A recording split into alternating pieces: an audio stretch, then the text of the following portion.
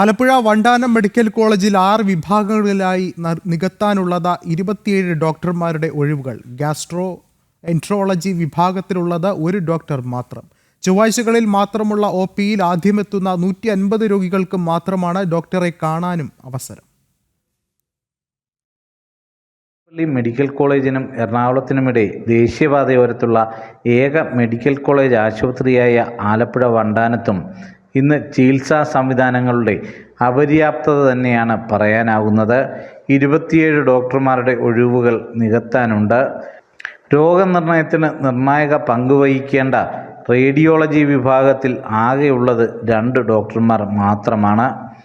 Associate professor, assistant professor, senior resident വിഭാഗങ്ങളിലായി 5 ഒഴിവുകൾ റേഡിയോളജിയിൽ നിലനിൽക്കുന്നു. ജനറൽ സർജറി വിഭാഗത്തിൽ 18 അസിസ്റ്റന്റ് പ്രൊഫസർമാർ വേണ്ടിടത്ത് ആകെയുള്ളത് 9 പേർ മാത്രമാണ്. ഏറ്റവും അധികം രോഗികൾ ചികിത്സ തേടിയെത്തുന്ന ഗ്യാസ്ട്രോ എൻട്രോളജി വിഭാഗത്തിലാകട്ടെ ആകെയുള്ളത് 1 ഡോക്ടർ മാത്രം. 2 ഡോക്ടർമാരിൽ ഒരാൾ രാജിവെച്ച് ആലപ്പുഴയിലെ തന്നെ മറ്റൊരു സ്വകാര്യ ആശുപത്രിയിലേക്ക് പോയി. ആഴ്ചയിൽ 1 ദിവസം മാത്രമുള്ള ഒപിയിൽ പരിശോധിക്കാൻ കഴിയുന്നത് 150 രോഗികളെ മാത്രം.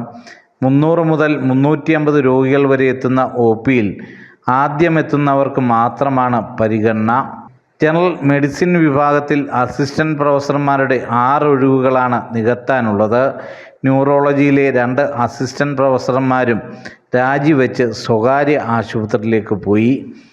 വൈറൽ ആന്തരിക രക്തസ്രാവവുമായി എത്തിയ ആളുകളെ ഗ്യാസ്ട്രോ എൻട്രോളജി വിഭാഗത്തിൽ ആളില്ലാത്തതുകൊണ്ട് അടുത്ത ജില്ലകളിലെ സ്വകാര്യ ആശുപത്രികളിലേക്ക് റെഫർ ചെയ്യേണ്ട സാഹചര്യമാണ് നിലനിൽക്കുന്നത്.